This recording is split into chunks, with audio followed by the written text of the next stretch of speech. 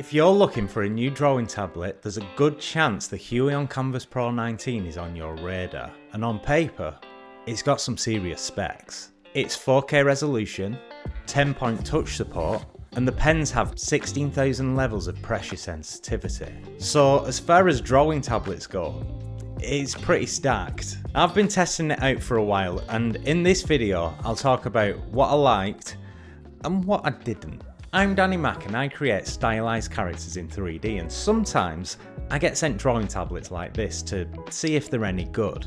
Now the specs sound great on paper, but does it deliver? Alright, first things in the box, we've got the screen. It's well packaged, it looks clean and has a premium feel. The screen features etched glass with an anti-glare coating, which is a fancy way of saying it cuts down on reflections and feels more like paper when you're working. Flipping it over, there are 4 VESA mounting holes so you can attach it to an arm. But unlike other pen displays, the Kamvas Pro 19 doesn't come with an adjustable stand. Instead, it has these flip-out feet that lift it to about 20 degrees. It's a nice touch, and it definitely looks cleaner than the old bulky stands, but unless you're using this on the go, you'll probably want to VESA mount it for better positioning. It's got 2 ports on the side, one for the screen and data transfer, and the other one for power, since this tablet needs a bit more juice. Personally, I wished that they'd moved these ports somewhere else because, in my opinion, having the cables stick out the side looks a little bit messy. I had the same complaint with the Kamvas 24 Plus when I reviewed it a few years ago, and I ended up buying a 90-degree adapter to clean things up. So it's a good job they're cheap because now I need another one. Next in the box, we've got a colour grading certificate. I'll be honest, I'm definitely no colour expert, but I'm sure for some of you smarter people out there, this might be a big deal. Then underneath the quick start guide, we'll find the rest. First up, the pens. Now the case for the pens is actually pretty impressive. It's got a real premium feel to it, which is a nice touch. And inside you'll find 2 pens. A thicker one, which feels just like most of the displaced pens I've used in the past, and a thinner one, which is sort of closer to the size of a real pen. You can store them inside the case with the spare nibs, or use the built-in stand to keep them upright on your desk. I'm used to the thicker pen, so that's what I'll be going with. Plus, it's got an extra button, which I'll figure out how to use later. Oh, and both pens come with an eraser at the back, which as far as I know, is a first for Huion. Though as a 3D artist, I've never really needed one. Along with that, we've got the obligatory glove, some nice looking screen wipes with the Huion logo etched in, a USB-C to USB-C cable, another USB-C to USB-C cable, one's for power, the other's for data. Then there's a 3-to-2 cable for connecting this to a PC with a graphics card. And finally, we've got the mini key dial, which has 18 customizable keys and a dial controller for adjusting things like pen pressure and brush size. Unlike last time they sent me one of these, I'm not seeing a receiver in the box, which I'm guessing means this one connects via Bluetooth. Now, as I've mentioned, it does have feet for standing the screen up, which is good if you're on the move. But for a more permanent solution with better flexibility, I'm going to attach mine to my Ergotron arm.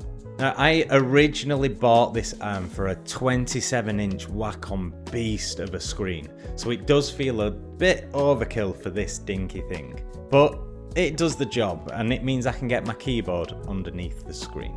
To connect it to my graphics card, I use the 2-to-3 cable, which connects up no problem, and the cables are a decent length as well. Now, as for the mini key dial, as I said previously, this came with a receiver, so you could use it wirelessly, but now it's just Bluetooth. Now, if you're connecting this to your laptop, you've probably already got Bluetooth on that anyway, but if this is going to your desktop, there's a good chance you might not, and you might need to invest in a dongle. Again, they're not expensive, but it is something to be aware of. However, you can also connect the device using the provided cable until it arrives.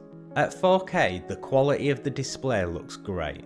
It did seem a little dark when I first turned it on, but after adjusting the bright and contrast settings, it looks awesome. And if colour accuracy is important to you, I'll put the stats on screen now. Again, I won't pretend to be an expert, but hopefully this will help with those that are. Installing the drivers was easy. It automatically detected the old drivers and removed them before installing the new. And the UI is exactly the same as before, except now I can customize 2 pens and also the extra buttons we now have. Setting up this extra button was simple, and by default it gives you a quick menu, which is basically a pie menu in Blender, but instead of giving you Blender options, it's Windows options. So you might set one button to be open up Blender, or you might set one up to skip the next track, or it might be a complicated hotkey that you can never quite remember in Blender. Now, I do like this extra button. I think it's really useful, though I do find myself catching it accidentally and having to click out of it quite often. Now, one thing I should note about the drivers, and I don't know if this is just a me thing, but whenever I shut down my computer and then load it back up again, the driver tends to forget which screen I'm working on, and so I need to reset it. It's not a massive deal, and as I say, it could just be me, but it's worth noting. When it comes to using the pen, unfortunately, I do have a problem. It isn't a big problem, but it's a problem nonetheless. Essentially, there is a tiny amount of input lag, and the input lag is so slight that you might never even pick up on it. And if you're working in 2D, I'd say there's a good chance you won't. But if you're used to navigating around the viewport quickly in Blender, you might notice the tablet struggling to keep up with you. Now, like I said, it is very subtle, and I did adjust to it after about an hour, but I'd rather not have to slow down for a tool. Other than that, the pen does seem to work fine. The 16,000 levels of pressure sensitivity was definitely noticeable. Do we need it? I'm not sure, but this is the first time I've ever really noticed the difference in pressure sensitivity before. The textured screen feels nice, and there was no noticeable parallax to me. Now, when it comes to the touch controls, again, we have a bit of an issue when it comes to working in Blender. I mean, first off, it's kind of pointless in Blender anyway, since you can't use it to navigate like you can in a 2D app like Photoshop. Now, I did briefly try it in Photoshop and it seems to work fine, but since the glass has a texture to it, which is nice for the pen, you don't want to get rid of that, it kind of makes using touch a little bit more difficult. You know, while you want a texture for the pen, it's not as desirable underneath your fingers. However, using it in Blender, I had to turn it off anyway. I found that while I was working, the mesh would randomly go crazy. It was like I was accidentally catching the model with my hand. Turning off the touch controls with the button at the top fixed it. Now, a better productivity feature, in my opinion, is the mini key dial. This allows you to customize the buttons in pretty much any way you want, so set all your favorite hotkeys and avoid having a bulky keyboard in the way all the time. However, and again, this is another Blender specific caveat, there are so many hotkeys in Blender that it's difficult to consolidate them all into a little keypad like this. It would definitely take me a bit of time to build up that muscle memory, and if I was going to be using this on the go, I probably would because of how much space it saves compared to, you know, a big keyboard. But since I've got this attached to a VESA mount arm, I can slide my keyboard underneath anyway. So while I feel as though this is a little wasted on me and my workflow, I do think that this is a very powerful tool. There was undeniably some friction for me switching from the Huion Kamvas 24 Plus.